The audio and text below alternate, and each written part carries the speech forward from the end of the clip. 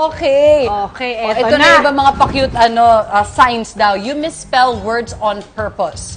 Laging may additional letters ang mga message and text. Ang simpleng hello naging hello pose. Oh, hindi naman pa-cute yun Jeje yun eh. Jeje mo. Yeah. Ako po, before po, ganun po ako. Mag-text? In fairness, at least umamin. Good night pose, matutulog na signing of zzz. Jeje na jeje po. Kasi matutulog mo, MA22L0G.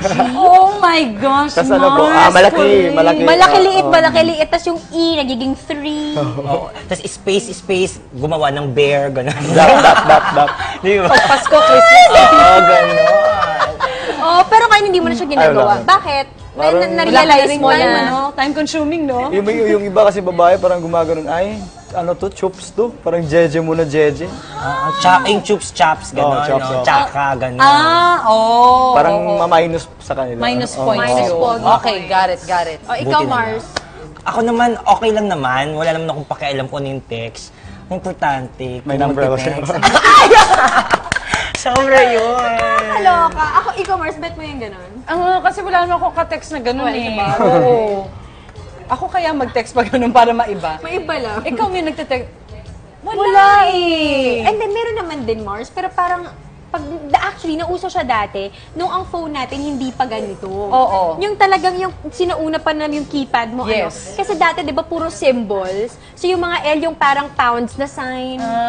So, ginagamit na. Tapos yung Y yung yen. Yes. Yun yung parang time na yun, na parang lahat puro symbols yung ginagamit. So kaya pala nawala sa uso yung jeje kasi nawala na rin yung mga Correct, totoo. keypad. Ngayon na lang yung parang, ang mga ganyan kasi na natatanggap kong sa driver ni John. Okay. Hi, Francis! Kaya siya, Bukemia ka, Francis. yung okay niya, A-H-K pose. A-K pose. Tapos sa kanila, siya lang yung nagte-text sa amin ng girl. Kaya lagi kami aliw na aliw pag siya yung tinetext namin. Oh, cute. Buhay pa pala ang jeje. A-K pose. Manindigan. Meron pa dyan na natitira na mangilan-ngilan Meron yan. lang. Kapit lang kayo. Oh, ito. Baby talk. Baby talk. Maliban sa mga bata, parents usually do this to their kids as well. But when you're a grown-up, talking like a baby, it becomes annoying. Nagawa niyo na ba yan? Meron ba kayo friend na ganyan? Hello. Paano yung mga pa-bebe? Hi, Diba? be. Minsan kasi sweet yung mga ganyan, yung mga friends na gano'n. Oo, Hey, be, gano'n. Saka na, be, Oo, gano'n. Hindi, ito baby talk. Simple sa kanya, be. Di ba ang tawag mo, be? Oo, mga ganon. Pero yung pag gano'n mo na sa, oy, be, ginanon mo siya eh. Dapat yung be. Ay, be, ganun. Express na kami. Ako may friend ako na gano'n.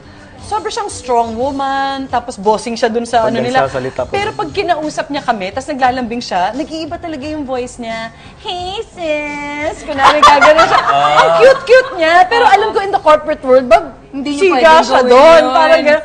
Nag-iiba yung ano niya pag naglalambing siya talaga sa amin. Siguro cute siya kasi you see a different side of That's a person, true. especially kung ganun yung buhay na sa labas, diba? A softer Feeling ko side, naman, warmer side. bagay siya sa girls. Pero pag lalaki yung Oo, gumawa, pangit medyo pa. awkward. Yung parang, Hey, be, gumagami pa.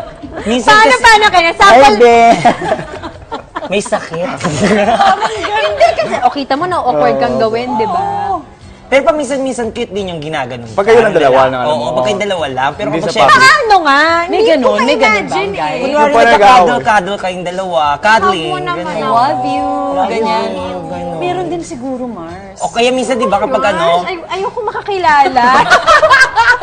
Pag mo na kung, anong ginagawa mo? di ba minsan kapag ano, yung kunwari kapag may partner ka, nag-a-ask ng favor sa'yo. Naglalambing. Usually, ganun, di ba? Yun naman, ganun. O ito, playing innocent. Ito yung mga pa-shy type ang effect at kunwari walang alam para magmukhang adorable. Yung ito yung mga kunwari nagkakabiruan ng green jokes. Correct. Ay, ano ba yan? Hindi ko alam yung mga ganyan. Patola ako sa pa-innocent. ganyan eh. Patola ako sa ganyan. Sa Cebu mga po yan. crush. Sa Cebu po, Really? yung tawag sa Cebu, pag ganyan, sekreto relabok. Sekreto na Ito labok. lalabok? Cheers. Lurky. Kayo mga Mars, have you ever tried doing this to look cute?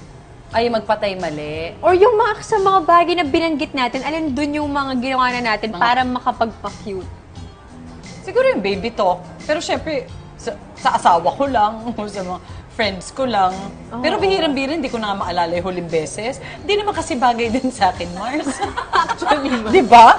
Tumigil ka, di ba? Kasi yung voice mo, hindi naman siya, Hindi din. Kasi dapat ganun yung boses mo para ma-achieve mo yung Tama. baby talk. Oo nga.